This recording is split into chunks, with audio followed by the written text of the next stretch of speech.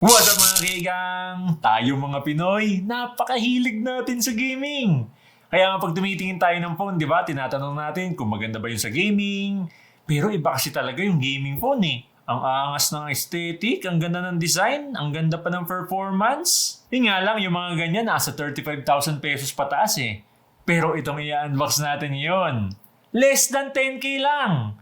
Pero may mga premium features na makikita mo sa mga gaming phone na worth 35,000 pesos pataas. Ang gaming phone na swak sa budget natin, pero may premium features. Ito ang Nubia Neo 2 5G gaming phone. Kita nyo naman, box pa lang, pang gaming na. So nakikita nyo dito, 5G, gaming phone, 5G, tapos less than 10k pa, di ba? Napakasulit, kaya excited na ako. I-unbox na natin to mga kaigang. Whoop, yun, may box kagad dito sa bungad. Okay, check muna natin to. Whoop, so nandito na yung pin ejector, paperworks, manual. Meron pang free case, yun Okay, opaque siya. Nice. Okay, mamaya tatry natin to sa phone natin. Nandito na kagad yung Nubia Neo 2 5G, pero tabi muna natin dito. Check pa natin yung laman ng box. Ayun, nandito na yung Type-C to Type-C cable. Tapos, 33 watts na charging brick niya. Nandito na. Nagtago. Nahiya. Ayun. Nasa loob. Okay, tabi muna natin itong mga to. Napakaangas ng design, no? Talagang pang gaming. Yung power button niya may red accent, at the same time fingerprint scanner na rin. Tapos octagon shape yung camera module niya. Angas ng datingan, kita nyo naman. So mga kaigang, ito na mismo yung Nubia Neo 2 5G gaming phone. Tingnan nyo mga kaigang, napakaangas talaga ng design, Yan, kung makikita nyo, 3D holographic.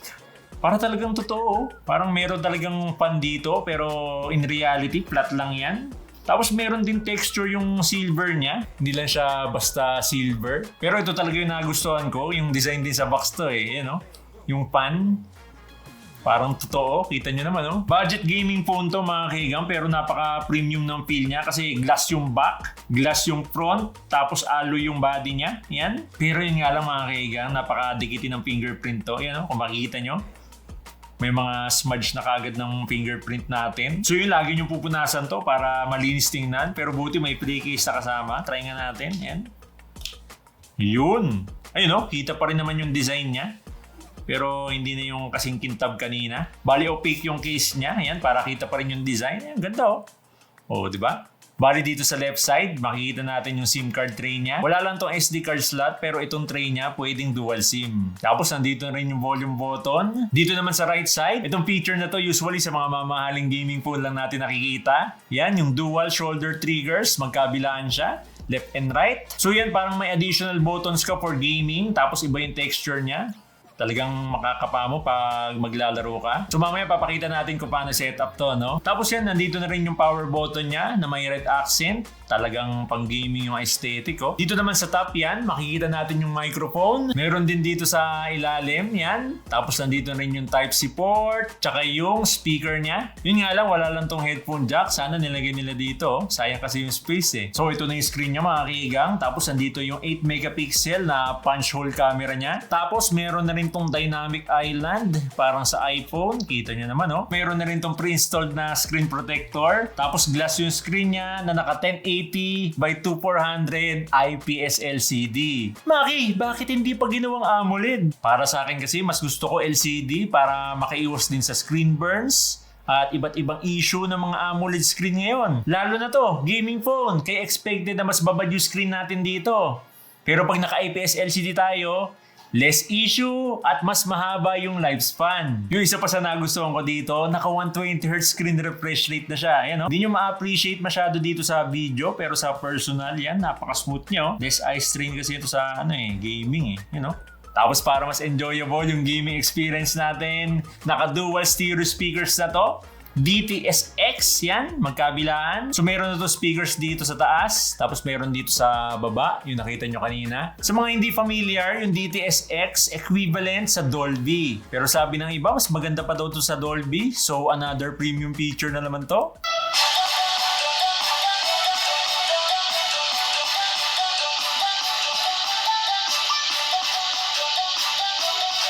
Since gaming phone tong Nubia Neo 2 5G, alam nilang magbababad tayo dito sa gaming. Kaya ginawa nilang 6,000 mAh yung battery nito. Grabe no, mas malaki pa yung battery nito kaysa sa mga flagship phones na worth 40,000 pesos pataas. So yun nga lang, 33 watts lang yung charging niya. Kaya kung ako sa inyo, hindi ko i-drain to kasi medyo matagal siya i-charge. Pero buti na lang, meron tong bypass charging, kaya napaka-useful, lalong-lalo na syempre sa gaming. Ibig sabihin lang noon, pag sinaksak mo to, nilalampasan niya yung battery.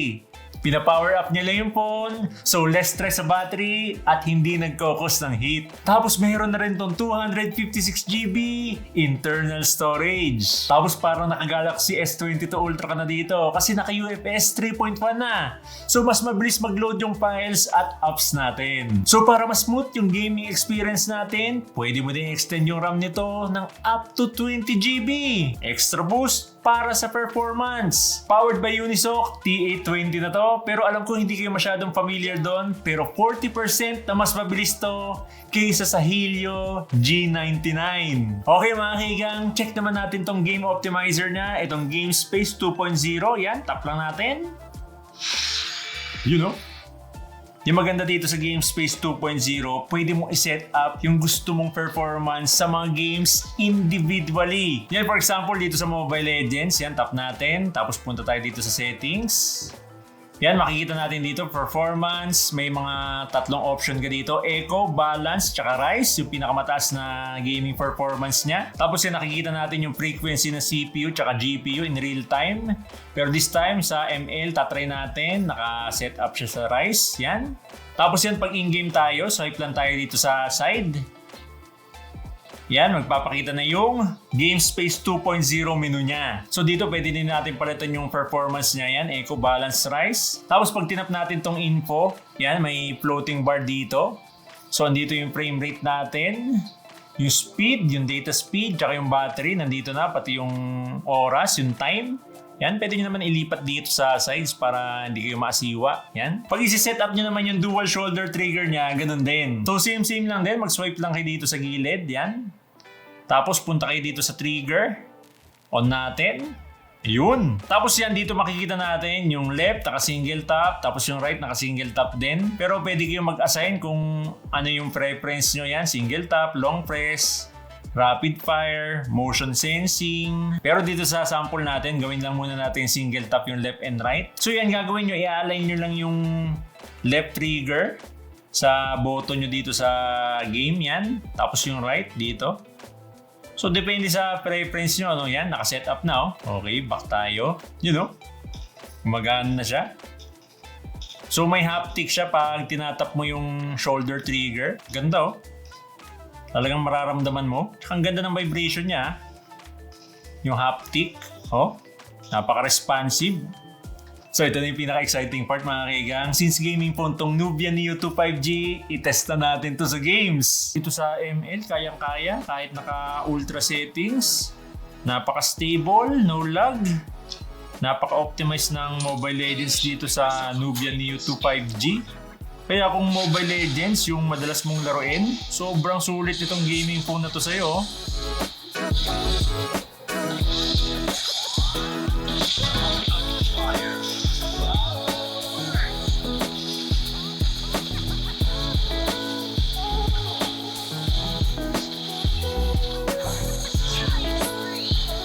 Sa COD Mobile naman, hanggang medium lang yung graphic quality, pero naka-high naman sa frame rate. Highly playable din, no lag, napaka-stable. Meron na rin palang gyroscope tong Nubia Neo 2 5G. Kaya kung gyro user kayo sa FPS, mas mag-e-enjoy kayo dito.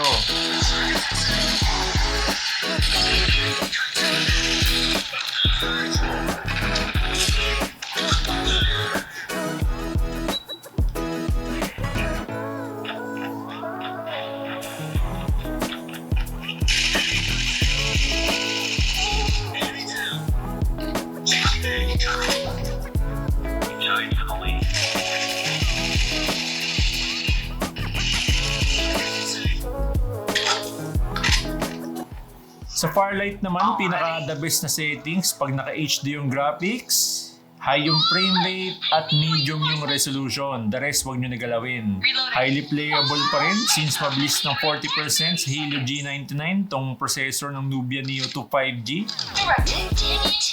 Give me some artillery. I'm being ambushed. Are you blind?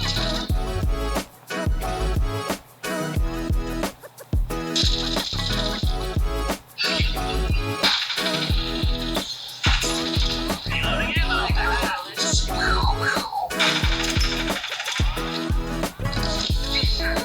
Already?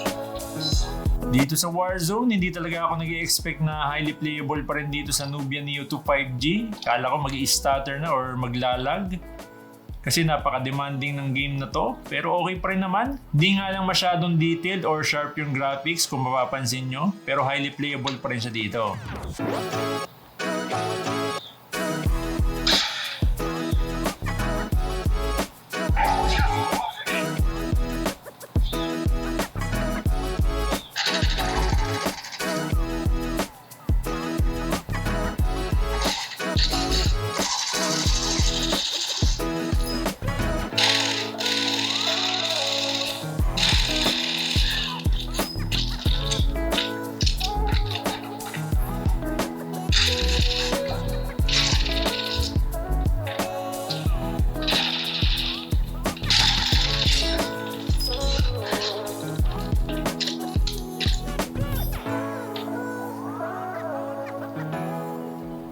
Gaya sa COD Warzone, di din talaga ako nag-expect dito sa Genshin Impact since napaka-demanding dito sa gaming.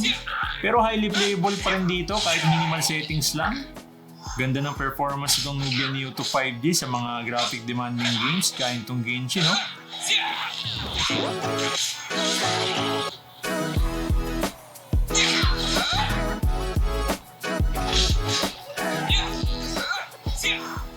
Tapos, after natin i-test lahat ng games, naglaro tayo ng almost 1 hour. Ito yung temp natin. Not bad para sa isang budget gaming phone. Parang hindi nga uminit oh. Kasi meron na tong built-in cooling system. Pagdating sa camera, meron tong 8 megapixel front cam, 50 megapixel rear main cam, at 2 megapixel depth cam. Yun yung pang bokeh or pang blurred ng background. Pagdating sa quality ng camera, average lang. May detail pa rin naman basta maganda yung lighting mo. Pagdating sa video, kaya naman ito mag-record sa 1080p, 30 fps.